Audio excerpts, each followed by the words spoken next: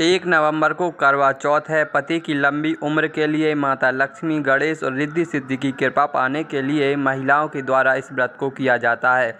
करवा चौथ पर चंद्रमा के उदय होते ही चंद्रमा को अर्घ्य दिया जाता है, जिसमें मिट्टी का करवा, कांस के तृण और चलनी से पूजा की जाती है। फिर पति का मुख इसी से देखा जाता है और करवा से ही पति अपनी पत्नी का जलपान करा के व्रत का परिपूर्ण कराता है।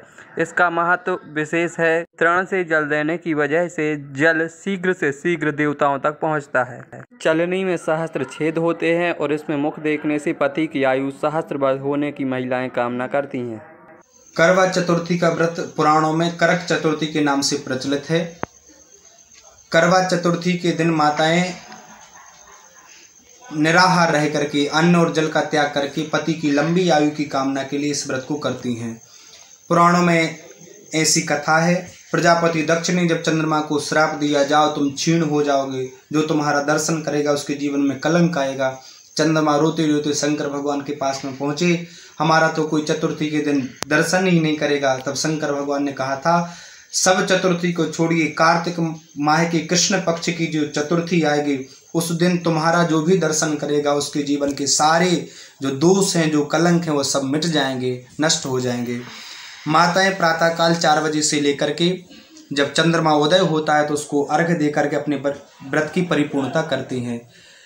मिट्टी से बने हुए कलश में कांस के कुछ तृण रख करके उसमें जल भर करके चंद्रमा को अर्घ्य देती हैं। कांस की तृण इसलिए रखी जाती हैं क्योंकि कांस की तृण से संबंधित जो जल होता है वो शीघ्र से शीघ्र देवताओं तक पहुंचता है। और चलनी से माताएं चंद्रमा का दर्शन करती हैं। चलनी से इसलिए दर्शन करना चाहिए क्योंकि स्पष्ट रूप से चंद्रमा का हम लोगों को दर्शन नहीं करना चाहिए, किसी न किसी की ओट में, आड़ में हम लोगों को चंद्रमा का दर्शन करना चाहिए। और उसी चलनी से अपने पति के मुख का दर्शन माताएं करती हैं। जैसे चलनी में सहस्त्र छिद्र हैं, ऐसे ही हमारे पति की सहस्त्र हजारों वर्ष तक आयु हो, इसी कामना से माताएं चलनी से अपने पति के मुख का दर्शन करती हैं।